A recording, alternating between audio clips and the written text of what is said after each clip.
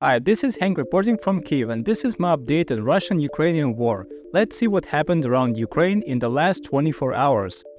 What is happening at the northern border of Ukraine, Part 4. Occupied Russian territory. Russians being captured. Nuclear disaster postponed. Most massive attack on airfields yet. Robodogs. 1 million for scrap metal. $1.2 million for fake documents. Over the past week, quite a lot of interest in news has accumulated, and the main thing that we learned is that the Ukrainian command, namely the Supreme Commander-in-Chief President Zelensky and the commander of the Ukrainian Armed Forces, General Syrsky, publicly and officially announced that Ukrainian forces taken more than 1,000 square kilometers and more than 80 villages in the territory of the Kursk region in the Russian Federation. Now we have official information, not rumors and guesswork from the Russian side. I want to emphasize that I don't trust any news until I see the facts, but I don't trust Russian news in principle because they always manipulate the facts. In their understanding, truth acquires the meaning they need. This is no longer the truth, but something else. Therefore, my sources of information are mostly Ukrainian local and international, which check the facts and the reliability of information. This is a map of the Kursk region as of August 16. Here's an example of the territory controlled by Ukraine, and this is the first time since the World War II that another country occupied the territory of Russia, then the Soviet Union. As you know, almost the entire territory of Ukraine was in one way or another occupied by German troops, but the territory of Ukraine was the Ukrainian Socialist Republic as part of the USSR. This is important, as for example, Georgia was the Georgian Socialist Republic within the USSR. Not everything that was part of the USSR was Russia. Russians don't want to admit it, but it's very important to all of us. I speak as a person who was born in the Ukrainian Socialist Republic, when the USSR still existed.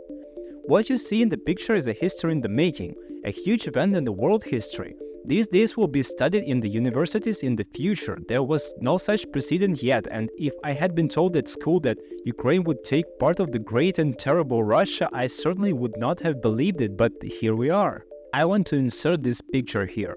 On the left is the small Ukrainian town of Energodar, which Russia occupied at the beginning of the full-scale invasion. On the right side is the Russian city of Sudzha, which Ukrainian troops entered 30 months later. This is a clear example of how our civilian people resist the invasion and how Russians fought for their land. You can now say that I am biased, but it is a fact. This is what we see. It's amazing that Russians are fighting for the captured lands in Ukraine and are doing absolutely nothing to protect their own land. Explain this phenomenon to me. I'm not humiliating Russians. I really want to understand why this is so. In this video, you can see how Russian conscripts are loaded into Ukrainian vehicle after being captured. All that I know from the reports of our military, I quote, "You will be amazed by the number of prisoners." And rumors. That is, this number exceeded 1,000 people. What's important is that after this information became public, Russia initiated the exchange of prisoners for the first time in the history of this war. That is, during the 30 months of the active phase of the war, Ukraine always asked to return the prisoners. Also, we have at least 3 prisons filled with Russians that they don't want to exchange. And now they turn to us. The most important point is that we want to exchange captured Russian conscripts for captured fighters of the Azov Brigade, which defended my Mariupol for 86 days and who have been in Russian captivity for more than 2 years. Demonstrations of relatives of prisoners of war take place every weekend throughout Ukraine. I film them every Sunday. We very much hope that now we have strong material for exchange because our people who were promised freedom in 3 months are still not at home. In this photo you can see 102 Russian soldiers who were captured by the special forces of the Security Service of Ukraine. This is the biggest catch ever. And this is a good indicative example of, first, Ukraine adheres to the rules of warfare. Second, it is better for the Russians to surrender than to die in a trench in a war for unclear purposes. I'm very inspired by how this operation is going, and it is more pleasant for me to see prisoners of war than corpses. In a parallel with the events in Kursk region, Russians decided to come up with a new way to distract attention and scare the world with a possible nuclear disaster. On the video, the Zaporizhzhia nuclear power plant, our big problem.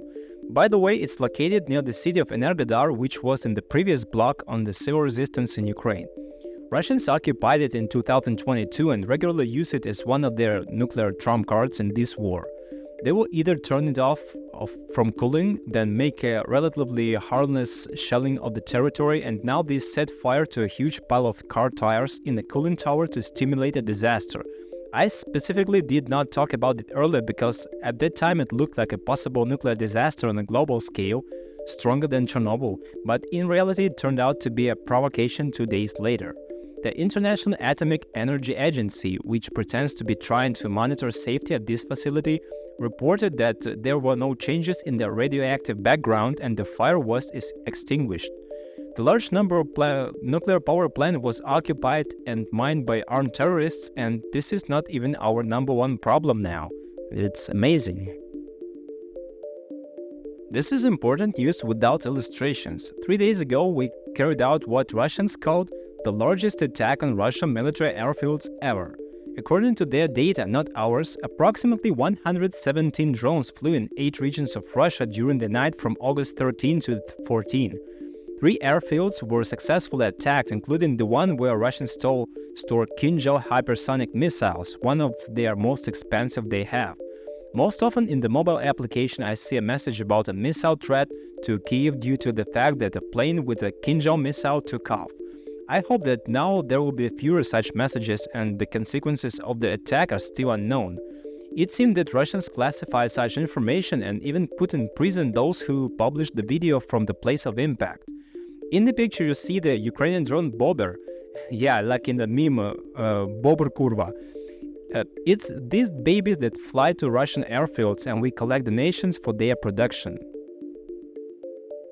The Bild publication reports that according to their information, the armed forces of Ukraine used dozens of Robodogs in Donbass.